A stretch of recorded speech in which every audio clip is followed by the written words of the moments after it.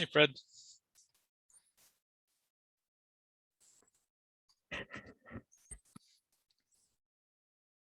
And Fred, you can feel welcome to ignore this next part. This is just literally for anyone watching the recording in the future. My guess is the MtMoot folks are going to have an awful lot of videos out there to edit. So it would be perfectly understandable if they didn't have time to go through and crop out the beginning of all these sessions. So right now it's about 8 till the session starts. So if you want to skip ahead 8 minutes, that would be when the recording would start. All right, thank you.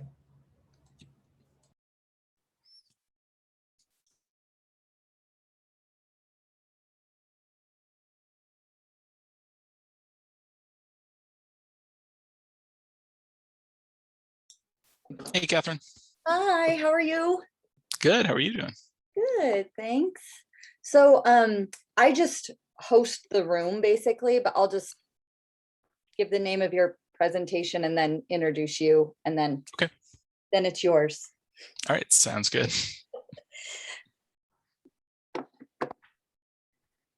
Make sure I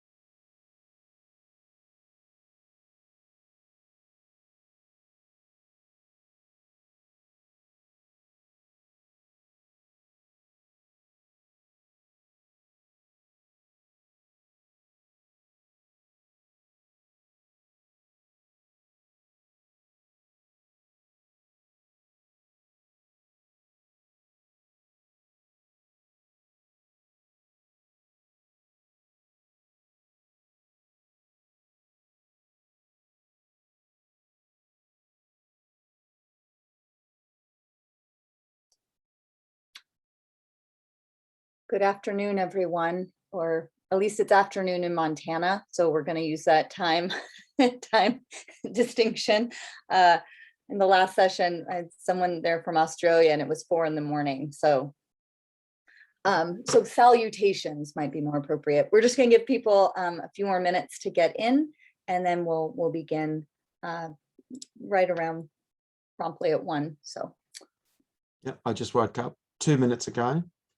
It's now 4:58 a.m. Oh, okay. Oh, Robin, we're in the same sessions all the time. This is great. So good morning to you. Yeah. Is it dawn yet? No, probably not. No, it's still pretty dark. You got a ways to Plus, go. we've just moved into a COVID lockdown situation here as well. Melbourne's all in lockdown, so we can only go to the grocery store. No, the shops are open. Work from home still. All the schools have just shut. Gyms shut. Everything's shut. Can't move more than 5K from your home. Yeah. Oh, I'm sorry. So my son's loving it. He's like, woohoo, no school. He was having the day off anyway. They had some day off for school. But my youngest boy who has a disability, so he's going to be home as well. So that's going to make today a bit fun, because I'm also running a help desk this afternoon from 1 o'clock. So all night doing this, or all morning for me, and then a bit of a sleep in between, and then back to it. My boss said I don't have to work too many hours, but that's all right. Well, thank you for powering through.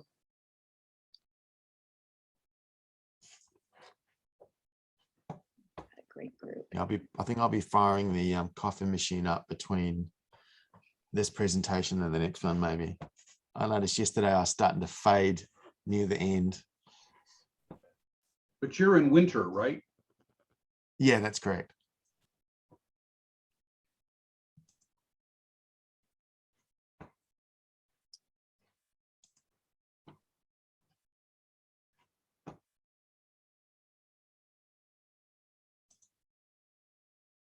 All right, I can, my partner is also running the Mountain Moot, and I can hear him beginning the 1 o'clock session. So that's my cue, I think.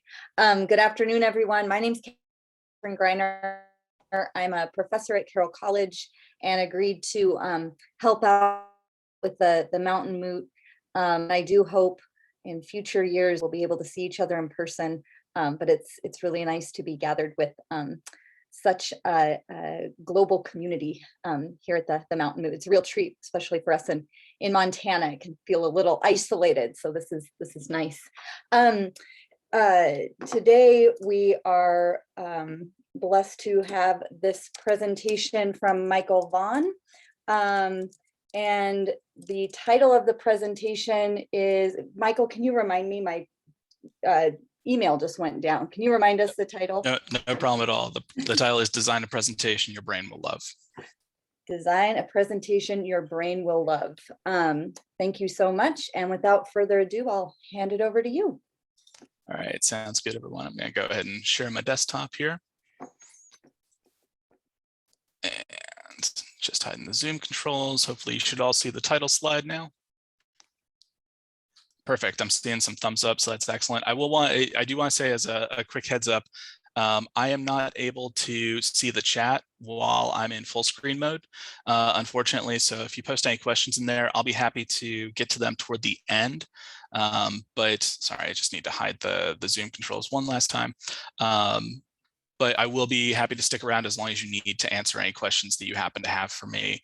Very, very happy to do that. So welcome to the session. We are going to move so quickly, so quickly. Please do rely on the recording that comes out after the fact. And this is a session that I've done in some form or another for about 12 years now, called Design a Presentation That Your Brain Will Love.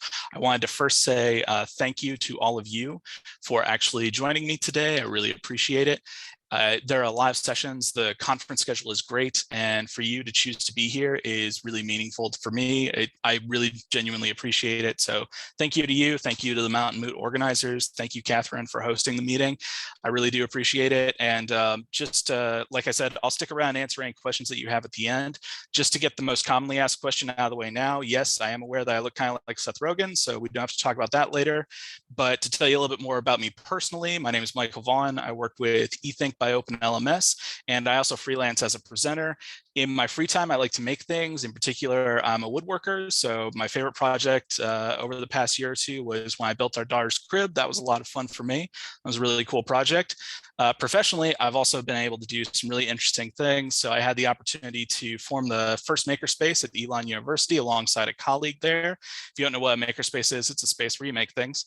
And like I mentioned earlier, I do freelance. So I go to other schools, businesses, and organizations. I've been doing presenting for a really long time, about a decade and a half at this point, about a wide variety of topics, anything from being careful about what you post on social media, talking to college first-year students and high school students, all the way up to talking to business folks and university leaders and college leaders about how to make better presentations.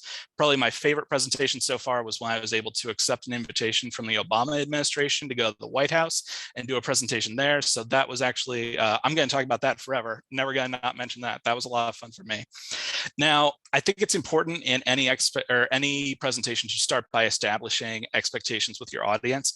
And you don't have to be as obtuse about it as I'm being right now. But the reason that this is important is because right now we are building a relationship, and the source of all conflict in relationships is violated expectations. Those of you who've been in romantic relationships or are in a romantic relationship, you know that this is very likely the source of conflict with your romantic partner. You probably did or said something that was different from their expectations, and then conflict existed. It may have actually been the other way around, but I think it's important that we establish expectations early, because if you come in expecting one thing and then I do something completely different, then all of a sudden it might not be a good thing.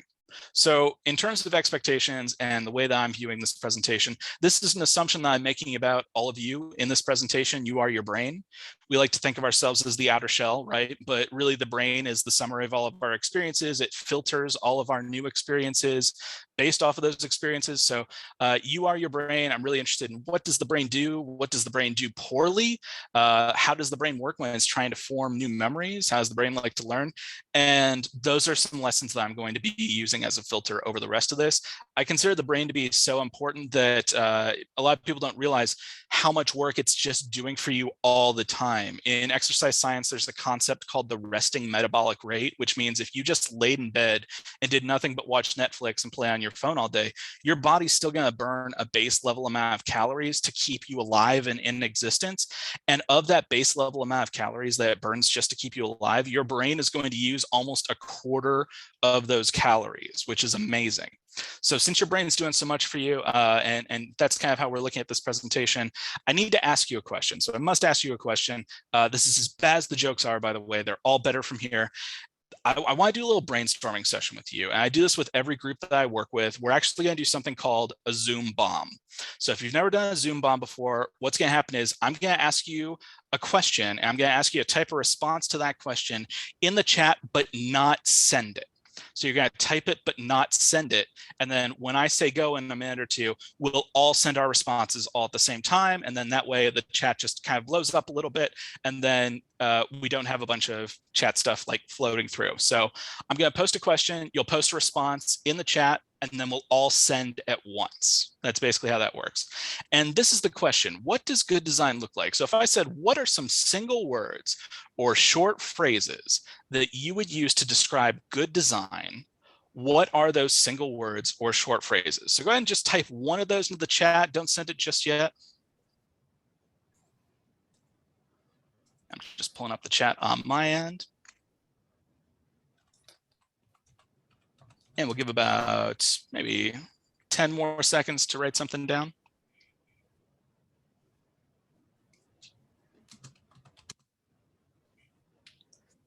All right, and let's go ahead and hit enter. Let's send all those things now. You see how cool that is? All right, I am going to hop onto the next slide here. I would like to build a list with you. using some of the things that I am seeing in here. I'm seeing concise, I'm seeing consistent, let's see, clean, intuitive. This is when everyone's going to see how reliant on, you never realize how reliant you are on autocorrect until you're actually like typing something in front of other people. Accessible, I see simple. Let's see, I need to scroll up a little bit. Clean, appealing, clear, engaging. Let's see, engaging popped up quite a bit, a lot of simple, a lot of clear, excellent. I'm seeing good pictures, excellent. User friendly. I think I already typed concise, manageable, and organized. All right, I think that's probably a good spot to stop and take a look at these. So this is the list that you came up with. And I want to point out this training originally started off as a 6-hour-long training for college faculty. It was so long that based off of the agreement that the university had with the faculty union there, we were obligated to provide them with lunch. And eventually my department was like, you know, lunch is kind of expensive. Can we do this in 3 hours instead? So got down to 3 hours and then 2 hours, and then there's like an hour-and-a-half version. And then the shortest amount of time that I ever had to do this was 45 minutes at a conference at Duke University. And even then, I still made time for this activity because I've done this with hundreds of groups at this point, and the same two things happen every single time. And I love it. The first is that you didn't have any trouble coming up with a list of ideas. You all had at least one word right off the top of your head that you didn't even have to think about that described what good design looks like in the context of a presentation. So the first thing that we've learned is we know what good design looks like. Now, if we had a little bit more time, I would try and do a little bit of a poll, but my guess is if I turned around to all of you and said, okay, this is the list that you came up with, how many of you would use these words and phrases to describe even 25% of the presentations you've seen in the past year? And my guess is there would not be very many people who said, yes, that is what those presentations look like. So the same two things happen every time. We know what good design looks like, but we don't see good design very frequently. And just to show you that there is consistency here, I've accidentally been collecting these slides for so long that it's become like an informal research project for me. So here is a slide from a group of students at the graduate level learning about principles of teaching and learning. And I'll put up another slide here from a group of entrepreneurship students. So you're seeing a lot of overlap between all of these different groups in terms of what this looks like. And again, I mentioned that I've been accidentally collecting these. I do try and curate the data from time to figure out what are the most popular things that people say. And in terms of the top 5, here's 5 through 2. So organized, clean, concise, engaging. And by far the most common one that I see is simple. And I want to point out all 5 of these were on the list that you came up with in the chat. So if we know what good design looks like, but we don't see good design very frequently, I need to ask you another question, which is when we're trying to improve the quality of our presentations, are we asking the right questions? And this is a really interesting idea because what we know from research is that experts and novices look at the exact same information in remarkably different ways. This particular study, to criminally oversimplify it, what they did was they took a bunch of physics problems and they gave them to a group of physics students and a group of physics professors. And they said, go ahead and sort these however you think they should be sorted. And so the students, they looked at the problems and they said, oh, there's a box on a slope, so the box on slope problems must all belong together. In other words, and this is important, they grouped the problems based off of the immediately available, superficially observable characteristics of those things. So in other words, what could they immediately see? And then that was how they grouped the problems together. The physics professors, on the other hand, grouped those problems based off of the equation or equations that you would need to use to successfully solve those problems. That is because they had deeper underlying neural networks of information that they had developed over years of working with the topic. They didn't group by superficial characteristics. They grouped instead by concepts that they had learned and built associations with and connections between over an extended period of time. That's not surprising. That's literally just how the brain works.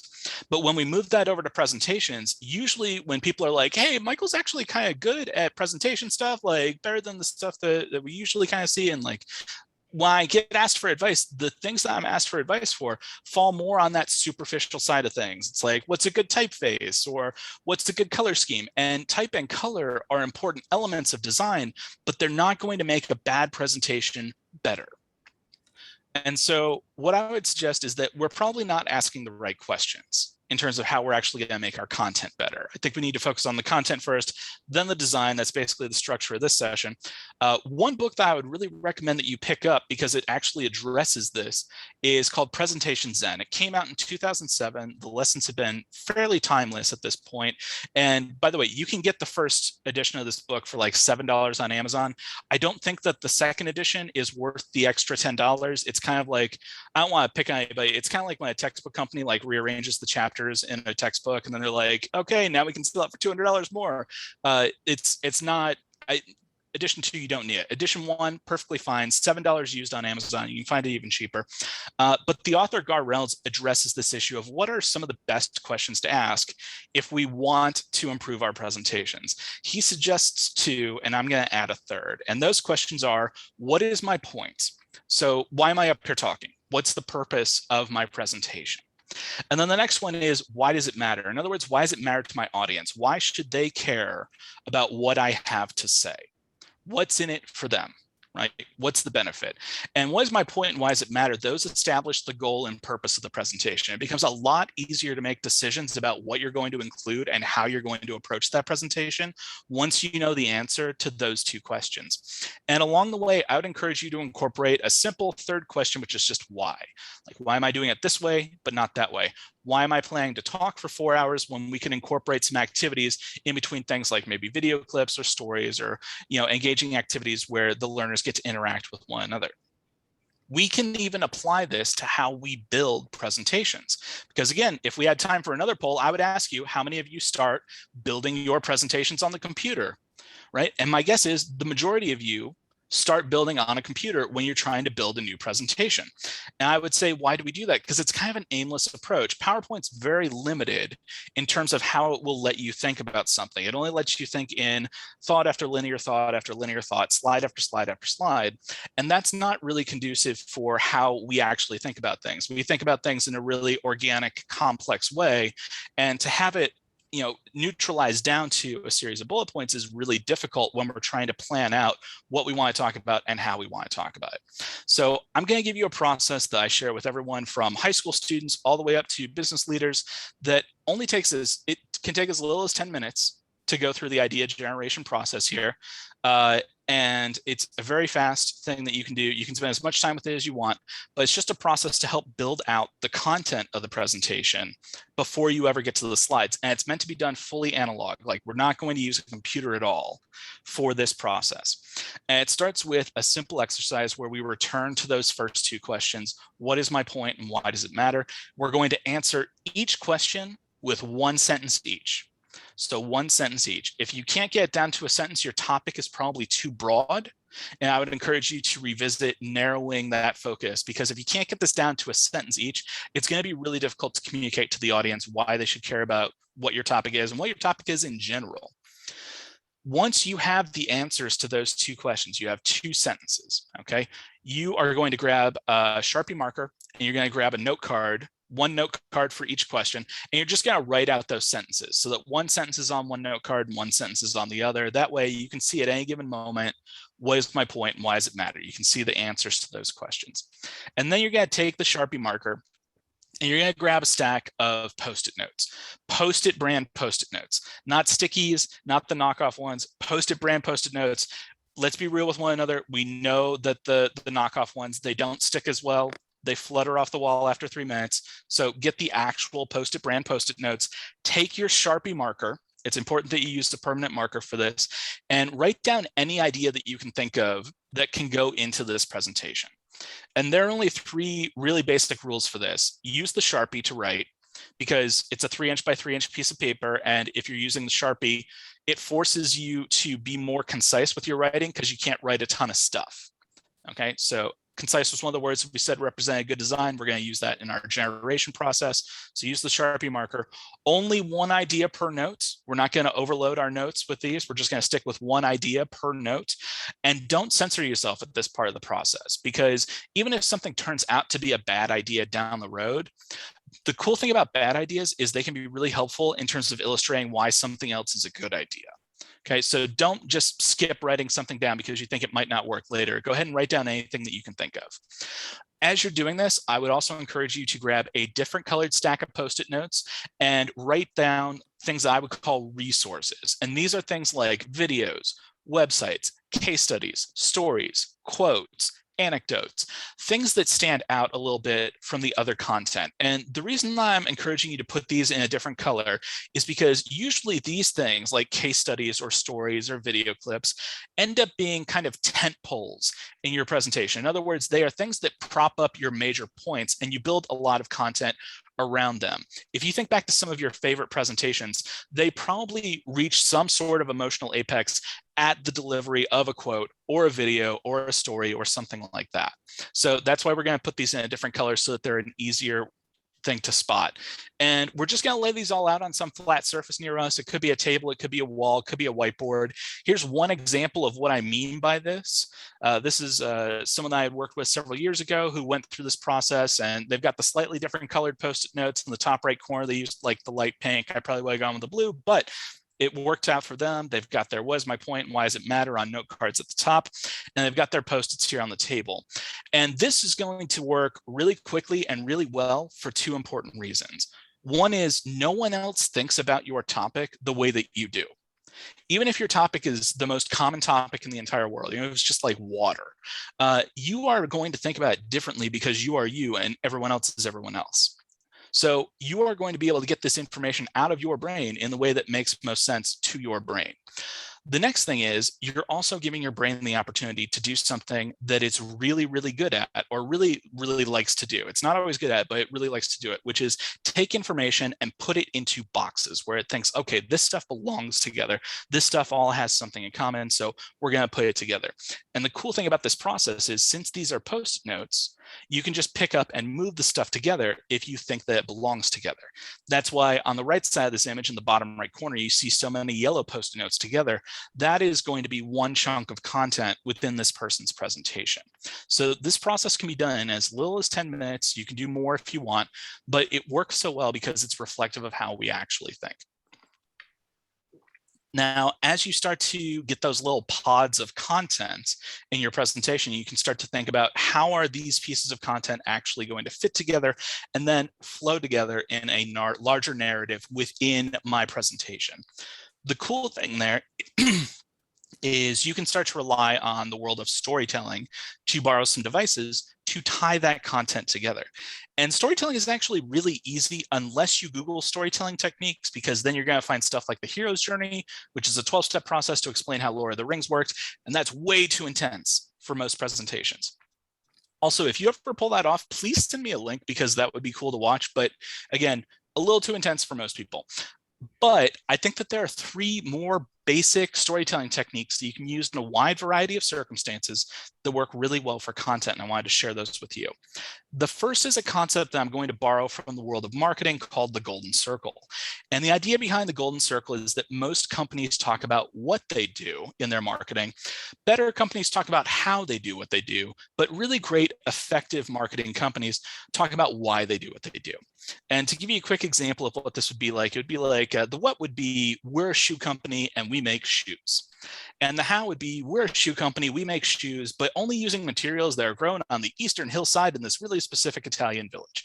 And then the why would be something like Tom's shoes. And if you haven't heard of Tom's shoes, the interesting thing about Tom's shoes is if you buy a pair of their shoes, they will donate a pair of shoes to someone who doesn't have a pair of shoes. So in other words, people buy from that company, not necessarily because they love the product, but because they love what the product does. In other words, it's a social good type of deal. They're buying shoes because they know that when they buy those shoes in particular, someone else who doesn't have shoes will get a pair.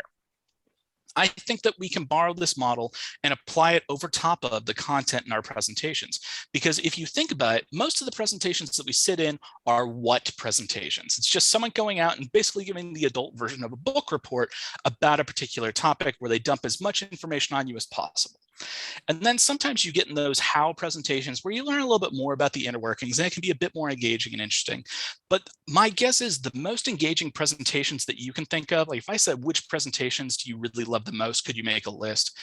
Those presentations were why presentations. Those were presentations where the presenter made a concerted effort to actually emphasize why you should be caring about that thing, why it should connect to you in particular. So I look at this as a filter over all the content that I put into presentations, right? Could I just talk about what? Could I just talk about how? Or am I looking for every opportunity to emphasize why this should matter to my audience and why they should care about this? So I found this to be a really helpful filter over topic content.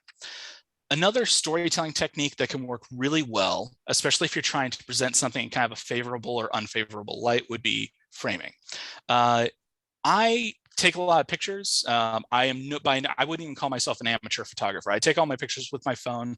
I really like trying to figure out how I can improve in that area. And there's some photos that I would really love to print out and put up on the walls in our house. But I'm also an analysis paralysis person. If you give me too many choices, like I'm done for the day, I'm completely shut down.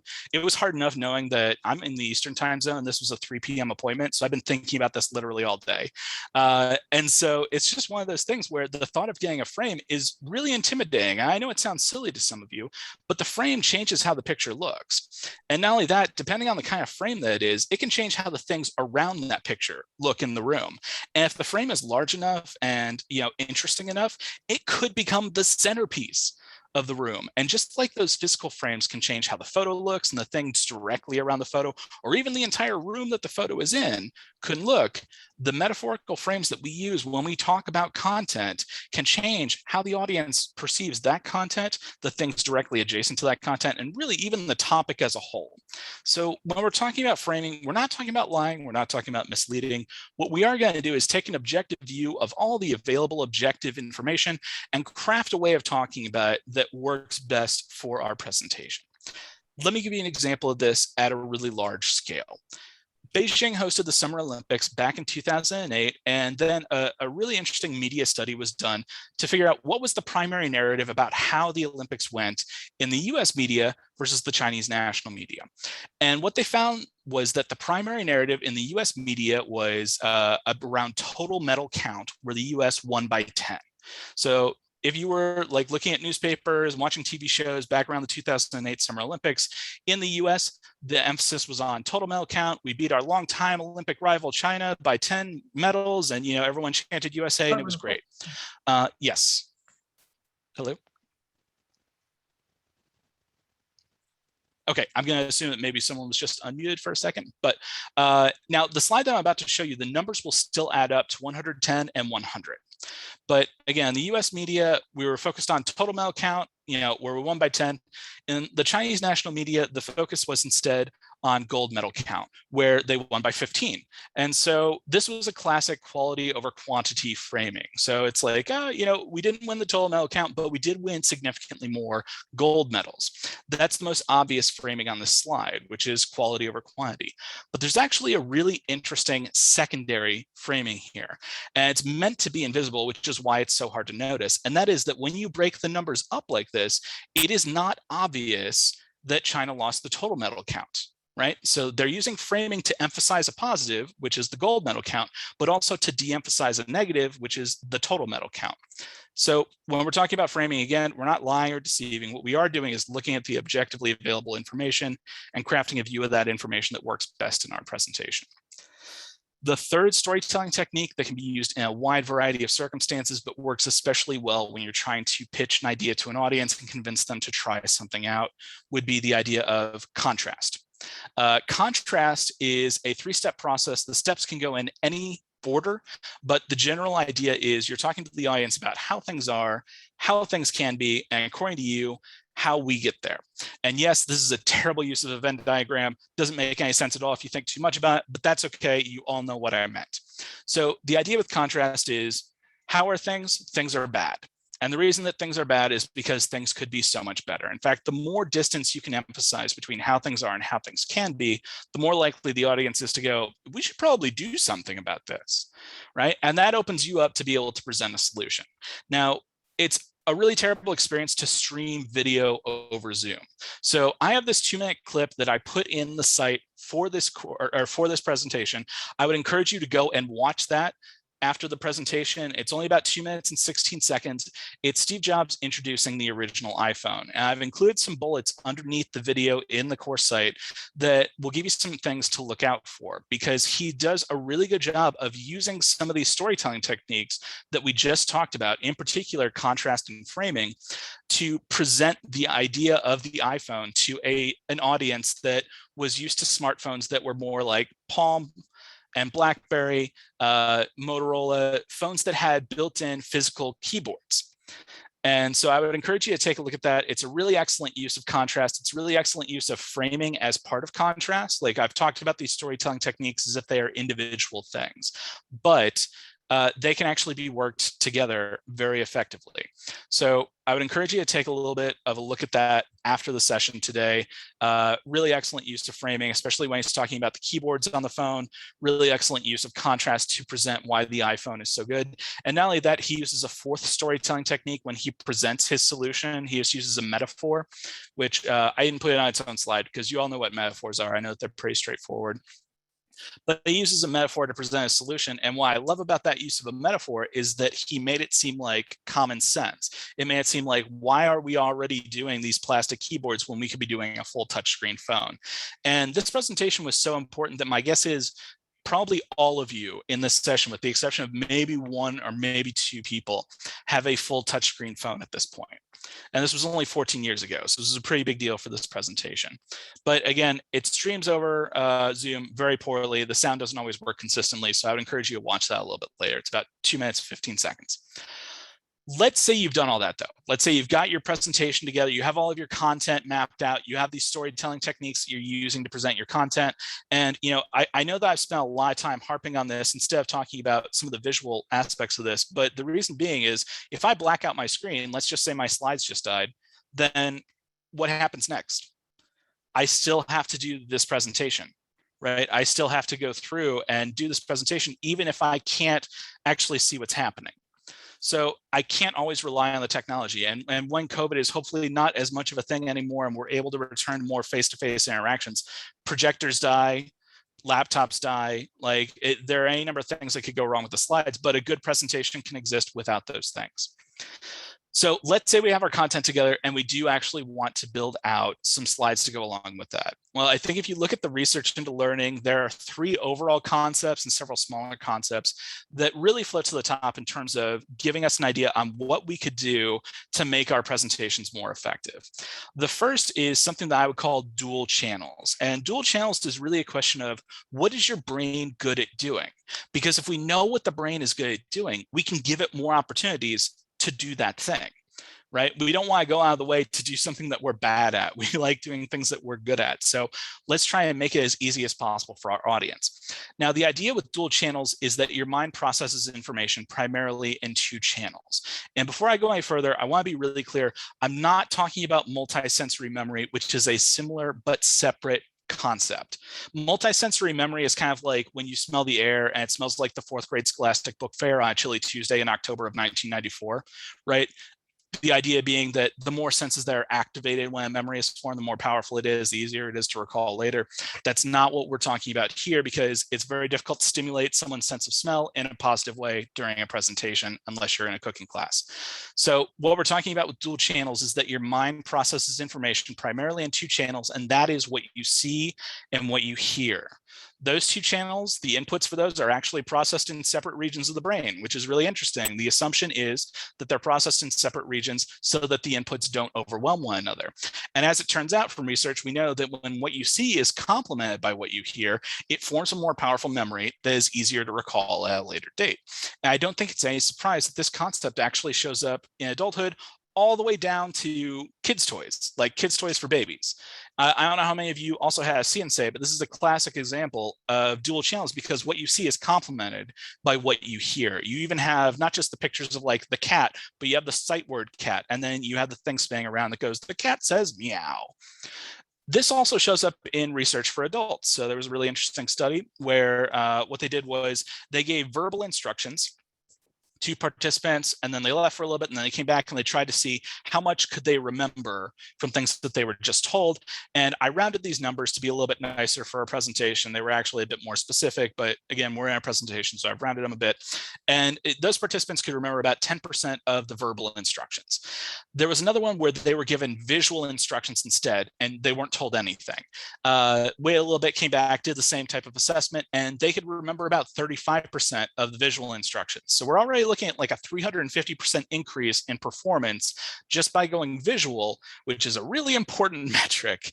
Now, when the participants were shown something while being given audio narration as well, their retention for that process went up to about 65%. So long story short, when what we see is complemented by what we hear, we tend to do a lot better in terms of forming memories related to those things. I have a second clip on the course site that I would encourage you to take a look at a little bit later. It's Wilson Minor. It's from a presentation they did called When We Build, which is a really interesting presentation in general. But this clip is about 36 seconds long. And it's a great example of a presenter using images to reinforce the things that they are talking about. I would encourage you to look at that a little bit later. I'll reference it here in a little bit. But again, just a really quick, excellent example of a presenter who is using images to talk about the things or to reinforce the things that they are talking about. Again, not going to stream it over Zoom because it's going to be a bad experience, but the question is, why does this work so well? Why do images along with audio narration tend to work so well together as opposed to other approaches? And I think it comes down to 2 things about images and how images work, and 2 things about memory and how your brain works with memory. So in terms of those 2 things about images, the first is that images do an excellent job at demystifying complex processes for others. I mentioned a little bit earlier that I helped co-found the first makerspace at the university that I used to work at. And we knew that the 3D printers were going to be popular, and they were, but we thought the next most popular thing was going to be mobile app development. And it turns out everyone wants to make a mobile app, but no one wants to learn how to make a mobile app. So that was not popular. What was popular, though, that was a pleasant surprise, were the sewing machines. People loved the sewing machines. They loved learning how to use them. The problem then became that people started to ask really challenging questions like, how does a sewing machine work? Because if you don't know how a sewing machine works, it is mechanical magic. It doesn't make any sense at all from what you can immediately observe, because what you can observe is a needle and thread poking a piece of fabric. That's it, just poking a piece of fabric. And when it comes back out, a stitch is there. And it's really hard to explain to people how that works, because what you can't see is that underneath the layer of fabric, there's actually a separate piece of equipment that is also spinning with a separate spool of thread. And that's what actually creates the stitch. So when I play this GIF, and yes, it is pronounced GIF, don't at me, I'm going to die on this hill.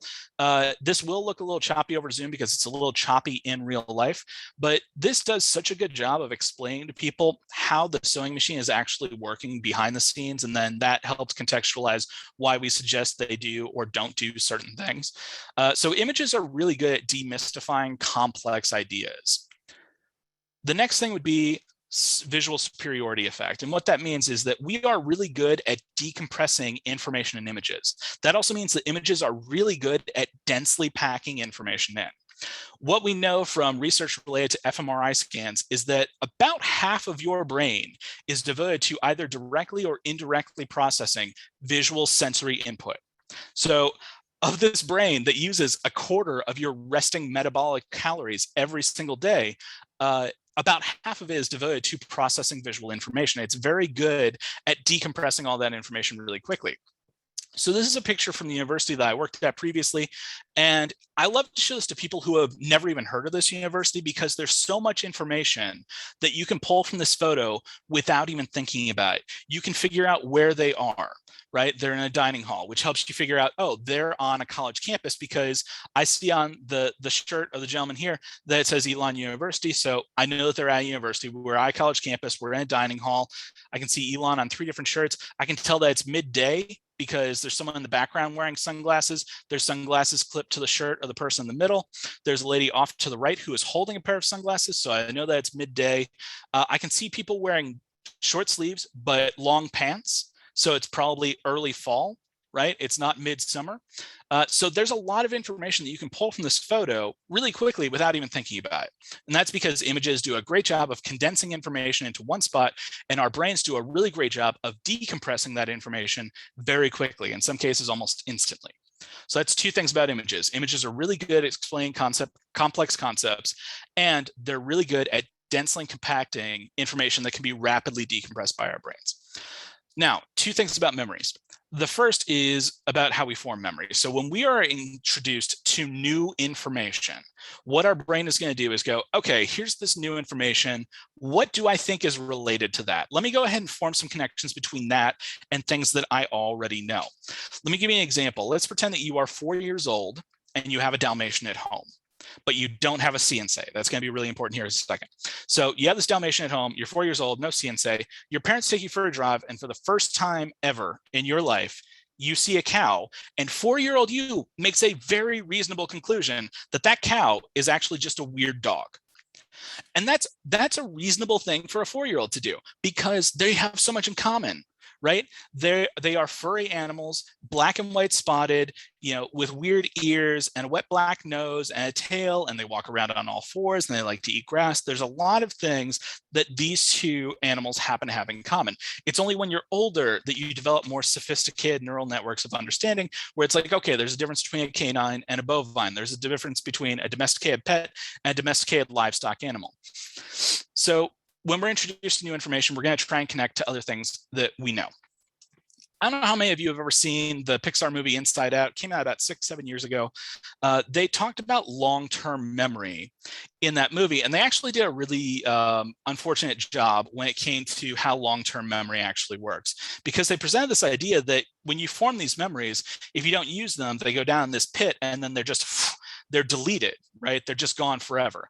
And that's really not how that actually works. The way it works is memory is kind of a two-step process. It's storage, but it's also recall, right? It's kind of like grocery shopping. Like you put the groceries in the fridge, but if you want to cook, you have to go get the groceries out of the fridge. So we're really good at storing memories. We're really good at the storage part. What we're really bad at is the recall part, pulling back those things. In fact, if we don't actively use those memories, our ability to recall those memories over time diminishes significantly. It can actually go down to 0. That's why when you remember something that you forgot, you remember that you actually did know that thing, right? It wasn't like that information was magically reintroduced. It was always there. What happened though was you were introduced to a tangential trigger that helped re-strengthen those connections. Let me give you a more practical example of this. I mentioned that video clip earlier of the presenter who's using images to reinforce the things that he is talking about. One of the images that he uses in that 35-second clip is this one. This is a photo of the Deepwater Horizon oil spill. Now, when I was in college, Katrina hit. I was in part of a volunteer program that went down. We helped some folks in the Vietnamese community. We helped some folks in the local Biloxi community do some rebuilding after Katrina. And Deepwater Horizon oil spill was a man-made disaster that happened about 3 years after Katrina hit. And it was like, gosh, these people were just starting to get back on their feet after this incredible natural disaster. And now they've got this man-made natural disaster that's going to decimate their tourism industry all over again. And here's the thing. The presenter who used this image had no idea that I was in the audience, had no idea that I had had those experiences, had no idea that I had those memories. He just happened to use an image that it turns out I had a really strong tangential memory to connect to. So when we are in a presentation and we're trying to introduce something new to our audiences, it's kind of like buying a raffle ticket, right? What we know about images, just to re-summarize real quick, is that images are good at simplifying complex ideas and packing in dense amounts of information. And we know from memory that we turn new information to memories by connecting to existing memories, and that existing memories are easier to recall if we're exposed to new related information. So when you have an image that is densely packed with information, something like this, right? Something like an oil spill that helped me think about some of the volunteer work that I did in college. That person, by using an image, bought a whole bunch of raffle tickets and ended up sticking to something in my memory. It works the same way in your presentations, works the same way in mine. I don't know what your experiences are. All of you are different individual human beings, and I can't know what those experiences are. But when I use images to reinforce my points, what I'm doing is I'm basically buying a bunch of raffle tickets and increasing the likelihood that you are going to be able to connect something on the screen that you can dramatically decompress really quickly and connect it to something that you already know, something that I couldn't have known that you had known. It's basically like taking your message, wrapping it up in Velcro, and tossing it into the brains of your audience. It makes it much more likely that it's going to stick to something if you're using an image that's preloaded with a lot of information. So that's the idea with dual channels. Now, the next would be limits. And this is a question of, when does the brain struggle? Right? When we talked about dual channels, I said, what is the brain good at? Because then we could do more of that thing. When we talk about when does your brain struggle, we want to know what the brain is bad at doing so that we can avoid doing that thing. And in general, what the brain is bad at doing is taking in too much information at once. It can become overloaded extremely easily. The most obvious way and the easiest way to overload any audience member is to put too much text on your slides. Now, a lot of people think like, oh, okay, you know, if we're thinking about things in terms of visual and auditory channels, clearly too much text is visual overload. No, it's not. It's not. We are very good at reading things. Like if you are a illiterate individual, you can probably read to yourself pretty quickly. Here's the problem though. Multitasking does exist, but you have to be able to do one of the tasks without thinking about it, which is why those of you who are capable of walking can probably walk and talk at the same time, or walk and chew gum at the same time, because you can do one or both of those activities without thinking about it. Outside of that, there is task switching, where you're rapidly switching between tasks. And we know that when we rapidly switch between tasks, our efficiency with each task drops the more we switch. Now, in terms of multitasking, like pure multitasking, there are a lot of things that we can learn to do from a multitasking perspective, but one thing that we will never be able to do is carry on two simultaneous conversations with two different people at the exact same time. And those of you who babysat or have kids of your own and you have multiple kids, you know exactly what I'm talking about here, because if two kids have ever tried to talk to you at the same time, it is a horrible experience and it does not go well, and you got overwhelmed really quickly. Here's why I bring this up. If you put too much text on your slides, there is a voice in your head that is not quite your voice, that takes a breath even though it doesn't need to, and can't shout, that reads text aloud to you in your head. So if that voice in your head is reading text to you and I'm talking, that means that two people are talking and you are already overwhelmed. That is why too much text doesn't work on slides, because two people are talking in that case and someone's going to lose. If the brain is overwhelmed and it can't figure out what's going on, it's going to make assumptions about filling in the gaps. It's going to try and forecast what is happening and predict the future. And it turns out we are remarkably bad at this. This is a Christmas tree, by the way. So we are remarkably bad at future forecasting. So the way around this in our design, the way that we help our audiences avoid doing something that they're bad at, is just simplicity in our design. One of the easiest ways to do this is to stick to one idea per slide, one idea per slide. I promise you it takes just as much time to go through 5 slides with one idea each as it does to go through one slide with 5 bullet points.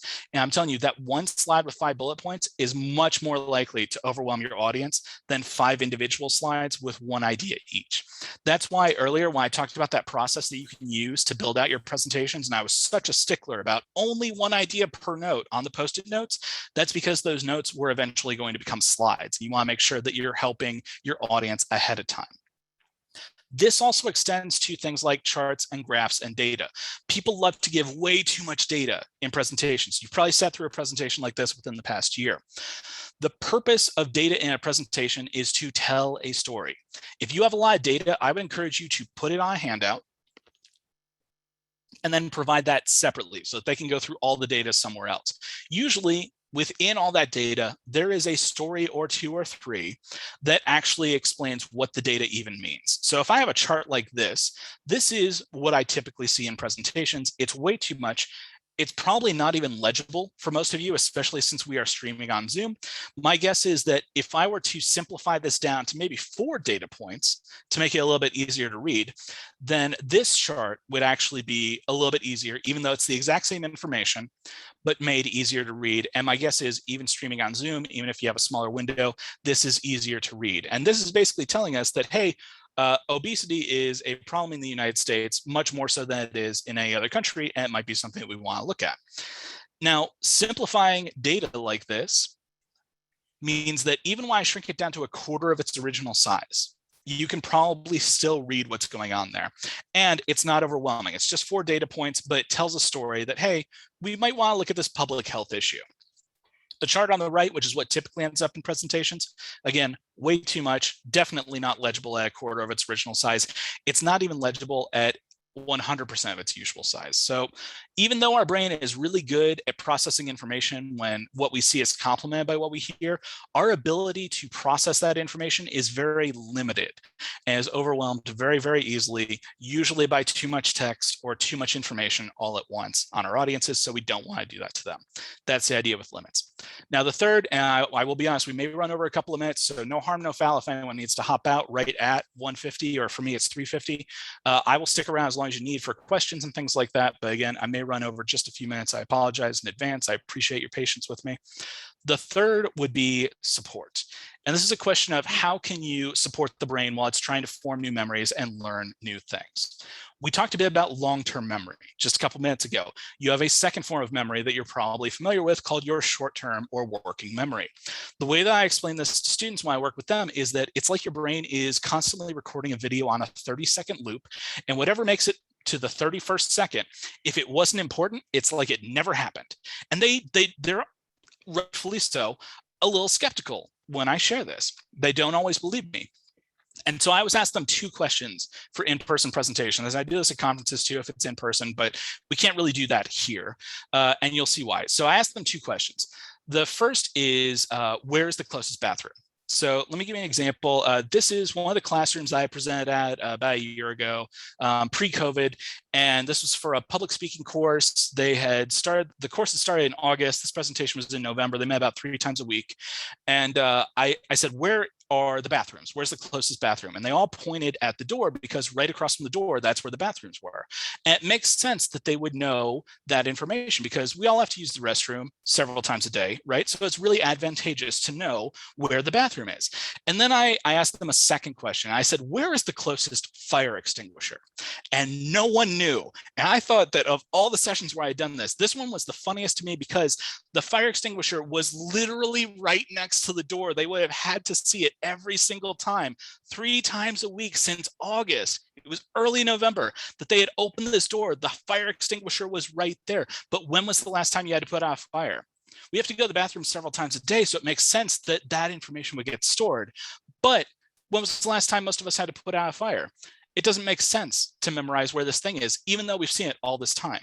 So when it comes to short-term memory, what we know from research is we can't hang on to very much in our short-term working memory. We can't hang on to it for very long. Now, this was established originally as Miller's Law, the classic 7 things plus or minus 2. We've refined that research over the past couple of decades, and it's actually closer to 4 things plus or minus 1. So I try to give my audiences no more than 3 things at a time. If I can help it, I find that that's a nice balance. It's enough to be engaging, but not so much to be overwhelming. But the problem is, if I'm only giving my audience 3 things at a time, that's not very much for me as a presenter. So I want to make sure that that stuff's as efficient as possible so that I can talk about bigger, more complex things with my audience. But how do I accomplish that? And one strategy for accomplishing that, which is also a great illustration of how we are terrible at branding things in the world of education, is called chunking.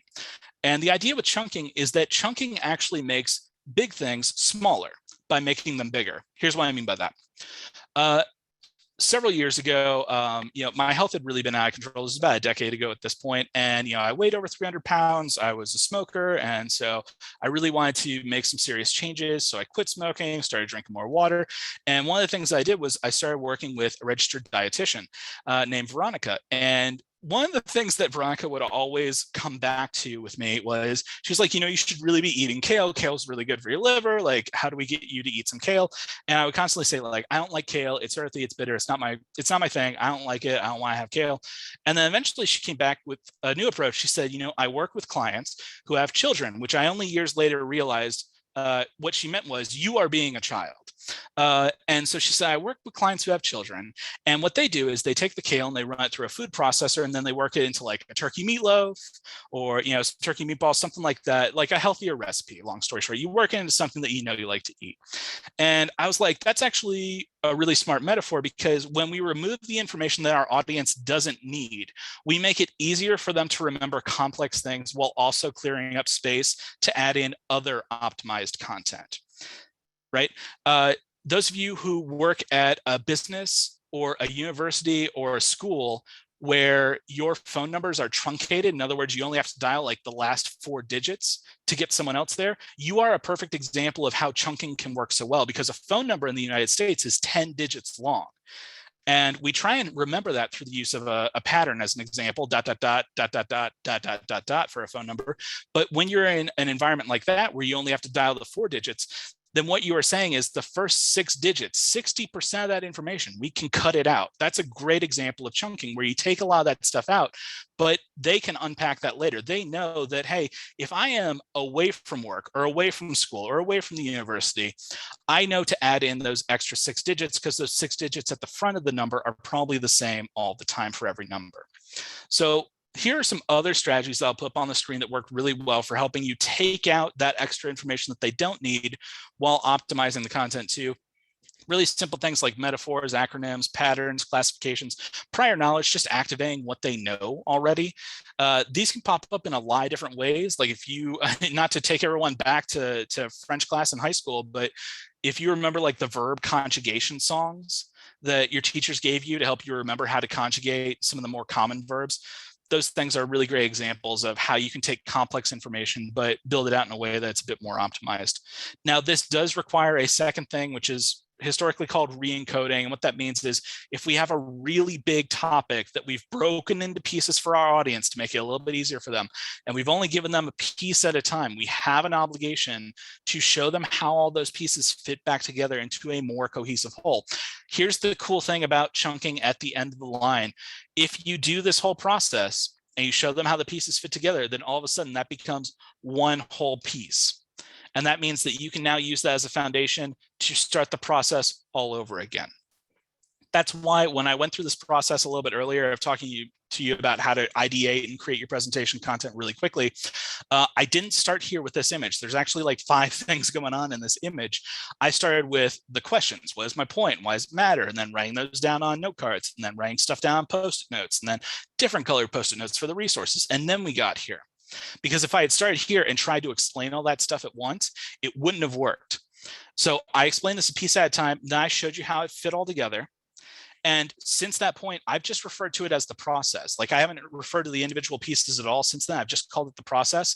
And that gave me a chance to build into other content like how we could do storytelling.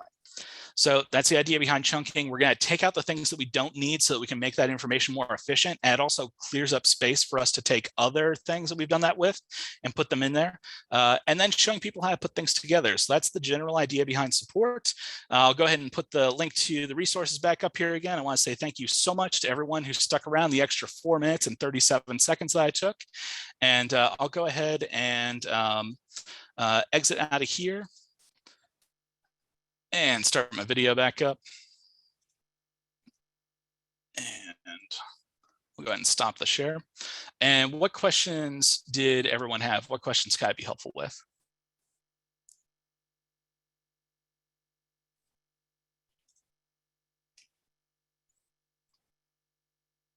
Nothing, Michael. It was amazing. That was so good.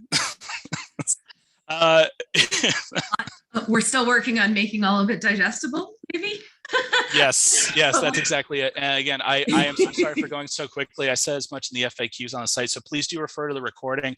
I'm so sorry for the folks, because I know I have colleagues with hearing impairments who might have cognitive impairments, and this feels really overwhelming sometimes because I tried to do so much in such a short period of time, and that's really on me. That was my mistake, and I appreciate all of you who have been really understanding of that. So the recording will be out there. I really encourage you all to go through that, and please feel welcome to reach out to me with any follow-up questions that you have. I want to make myself available because I know I didn't do the best job of being as accommodating to my colleagues who really do need a bit of no more normal cadence from a presenter during a presentation. So let's see, tips to avoid overloading the audience. I would say giving yourself more time than 50 minutes for a tremendous amount of content as a starting point. But yeah, also dialing back the amount of text and making liberal use of handouts is really helpful. That way, anything you put on a handout, you can officially pull out of the presentation and just reference. Usually there's a lot of content in a presentation that doesn't need to be there, or that could be summarized really well in a presentation. The purpose of a presentation is not every single detail for the project that you're working on. A great example of, a presentation is more so like, where are the highlights of the thing that we're working on? Where like the primary points, and then directing people to things like a handout or external resources. And oh, excellent. Hart said you'll be able to slow down the recording when you're playing it back. So if anyone needs that, you'll be able to use a slower speed to slow me down a bit. So and thank you for the positive feedback. I really appreciate that. I'll go Michael, ahead this is Fred. Yeah. Hey, Fred. Mike, would you see value if you had a complicated topic to, your what, how, and why concept you're talking about, breaking that down into like 3 separate presentations maybe, and one would focus on the what concept and then the how and the why, rather than try to do it all in one block?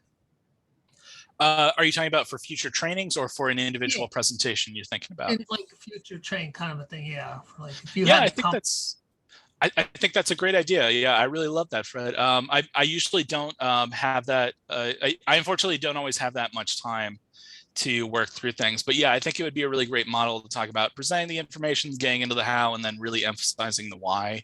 I have one on a version of this presentation that builds on this, that talks about delivering the presentation. And we talk a little bit more about connecting with audiences and using things like humor, or using things like storytelling and engagement, and just little things in there that can be really helpful. So yeah, I do agree that longer term it would be nice to break out into the what, the how, and the why, but the challenge is I don't always get the amount of time to do that. Yeah. Don't we all? Yeah. Thanks. Very enjoyable. Thank you, Mike. Thank you so much. I really appreciate it. Yeah, Is and the next level presentation happening here, or is that something that we would go to like the eThink Academy to look for? I think maybe they would do it as a webinar. I think the presentations would be a little outside the eThink wheelhouse, just because we tend to focus more on the learning management system and teaching and learning concepts. But I mentioned this earlier, I do freelance. The information's on the course site for the presentation. So that's another option too. Great, thank you. I just put a link to the course again in the chat. So, and again, if you all needed to hop, I know that the next session starts at 4. I think it's a vendor session. So no harm, no foul. I totally understand that I've taken up more of your time already. So if you need to hop out, that's perfectly fine. But I said I would stick around to answer any questions you had, and I just wanted to make sure I hit all those.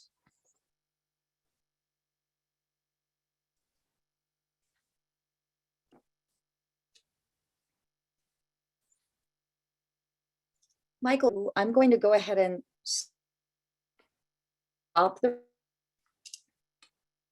Okay, sounds good. There aren't as many questions, but people might have some still, just because I have to go in a minute, but I can totally leave the meeting open. I just don't want to have a blank spot of recording. I haven't seen any questions pop into the chat yet. And there's a forum that I put in the course site and my contact information as well, in case anyone had follow-up questions. So I think we would be okay to end the meeting and just defer to that.